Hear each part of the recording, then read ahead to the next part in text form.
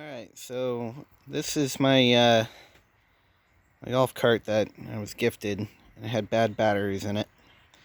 And I decided, after having exploded one of the batteries, that maybe I'd like some batteries that didn't off-gas hydrogen while they were charging and also last a really long time. So there's another guy on YouTube who has a video up about how he created a pack out of Nissan Leaf cells for somebody else. And I actually contacted him, and he created a pack for me too. So that's what's in here now, and it works great.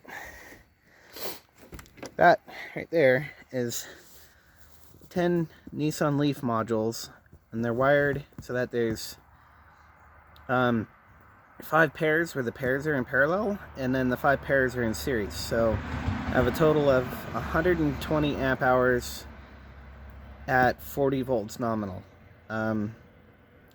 And wiring it up was pretty easy, so I had the cover on here at the moment. You just kind of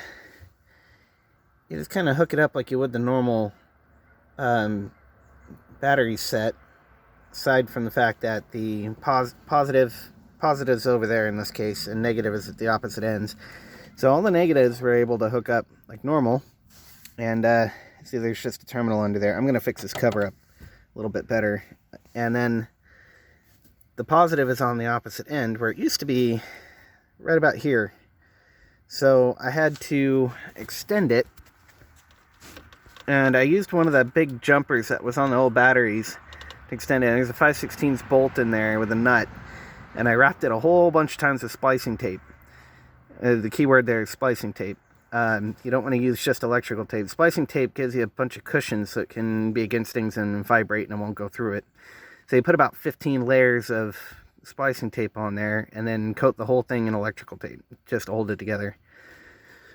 And it works great. We bombed around in it for probably an hour yesterday doing full throttle passes up and down the road and stuff. And according to the new meter he included with the charger even, I only used about 4% of the battery, which is cool. So the one thing I didn't consider is this thing has lights and a horn, and they're 12 volt. And in the case of the old battery system, that's the hookup for 12 volt right there. So what they did was there was 6 batteries in here, all wired in a series, kind of in a U shape. Well, they just hooked that up to the second battery to get 12 volt. You don't want to do that with these guys, because that'll throw your whole pack out of balance, and you're gonna ruin your battery pretty quick. So that's why I bought this guy for about 16 bucks on Shamazon. This guy is 36 to 40 volt in and 12 volt 20 amp out. So I'm going to mount this somewhere under here, and the main voltage will come off of the main terminals on the battery, and then I'll have 12 volt out, and I'll hook up to there, and I'll probably ground it to the frame or something and bolt this on somewhere, and then I'll have lights and horn again. So yeah, pretty awesome. It's really light. This pack is probably in the neighborhood of 80 pounds, where the big 6 volt batteries were probably about that much a piece. So it lost a bunch of weight. It's torquey as all hell now. And the only thing I got to figure out long term is there's no battery management system yet. I think these Nissan Leaf modules are pretty high quality, and they probably batch them so that they have pretty close to the same internal resistance across the board. But I think I need to keep an eye on it and maybe think about some kind of DIY battery management system on it. But yeah, I was super happy the way this turned out. I hard mounted it. You can see down here I used the